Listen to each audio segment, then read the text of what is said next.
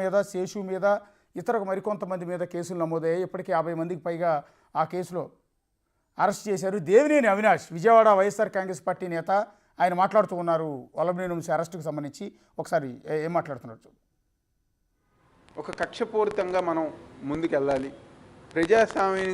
ప్రజాస్వామ్యం గారు కూనీ చేసి, రాజ్యాంగాల్ని చట్టాలను గారు కూనీ చేసి డైరెక్ట్గా తప్పుడు కేసులు, కిడ్నాప్, మర్డరు, భయపెట్టిస్తాం, బెదిరిస్తాం, తప్పుడు కేసులు పెట్టి ఉదయం ఇంటికి వెళ్ళి అరెస్ట్ చేసి ఈరోజు ముందుకు తీసుకెళ్తాం జరుగుతుంది. తప్పకుండా దాన్ని వైఎస్ఆర్ కాంగ్రెస్ పార్టీ తరఫున మేము తీవ్రంగా ఖండిస్తున్నాం. ఏదైతే ఇలాంటి వ్యవహారాలు, ఇలాంటి విషయాలు జరుగుతున్నప్పుడు ప్రతి ఒక్కరిగా గుర్తుపెట్టుకోవాల్సింది, రేపు మళ్ళీ ఈ రాష్ట్రంలో జగన్మోహన్ రెడ్డి గారు అధికారంలోకి వస్తే ఎవరైతే తప్పు చేశారో, ఎవరైతే ఇలాంటి తప్పుడు కేసులు పెట్టి మా నాయకుల్ని, మా కార్యకర్తలను ఇబ్బంది పెట్టారో వాళ్ళని తప్పకుండా చట్టపరంగా చట్టం ముందు నిలబెట్టే విధంగా వైఎస్ఆర్ కాంగ్రెస్ పార్టీ ఉంటుంది.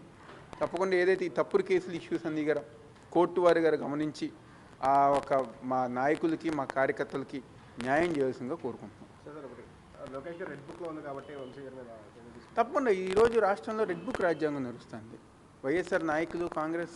వైఎస్ఆర్ కాంగ్రెస్ పార్టీ కార్యకర్తల మేర రెడ్ బుక్ రాజ్యాంగం అంటే ఎవరైతే పార్టీకి వ్యతిరేకంగా, ప్రభుత్వానికి వ్యతిరేకంగా, లేకపోతే వాళ్ళు ఎవరైతే కక్షపూరితంగా ఉన్నారో వాళ్ళ మీద ఎలాగైనా యాక్షన్ తీసుకోవాలని చెప్పిన ఒక ఉద్దేశంతో నడుస్తుంది. ఇది ఎన్నో కాలాల్లో ఎంతో కాలంగా నరవదన్న గారు ఈ సందర్భంగా చెప్పారు. ఎస్సీ కేసు కూడా పెట్టారు.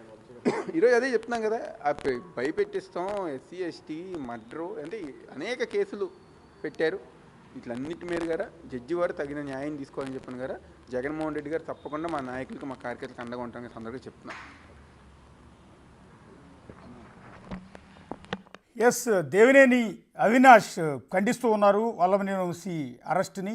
పర్టికులర్గా వేధింపుల్లో భాగంగా రెడ్ బుక్ రాజ్యాంగంలో భాగంగానే వల్లభనేని వంశీని అరెస్టు చేశారు అంటూ ఆయన ఆ అరెస్టుని తీవ్రంగా ఖండిస్తూ ఈ రకమైన కామెంట్స్ కూడా చేశారు. విజయవాడ వైఎస్ఆర్ కాంగ్రెస్ పార్టీ నేత దేవినేని అవినాష్ ఎట్టి పరిస్థితుల్లో కూడా తమ ప్రభుత్వం అధికారంలోకి వచ్చిన తర్వాత ఈ విధంగా చట్టాలకు విరుద్ధంగా, నిబంధనలకు విరుద్ధంగా అన్యాయంగా ఎవరెవరైతే అరెస్ట్ చేశారో ఆ పోలీసు అధికారుల పైన కూడా చర్యలు తీసుకుంటామంటూ ఆయన ఒక హెచ్చరిక కూడా జారీ చేస్తున్నారు. ప్రస్తుతం వల్లభనేని వంశీ హైదరాబాద్ నుంచి విజయవాడకి తరలిస్తున్నారు. మార్గ మధ్యంలో ఉన్నారు. నల్గొండ సమీపంలో, ప్రస్తుతం నార్కెట్పల్లి సమీపంలో వల్లభనేని వంశీ కాన్వాయ్ ఉన్నట్టుగా సమాచారం తెలుస్తుంది. సో ఇంకొక 2 గంటలు లేదా 2:30 గంటల్లో ఆయన విజయవాడకి రీచ్ అయిపోయే అవకాశం ఉంటుంది. విజయవాడ పడమట పోలీస్ స్టేషన్కి సరాసరి తీసుకెళ్తారు. ఎస్సీ ఎస్టీ అట్రాసిటీ కేసు కాబట్టి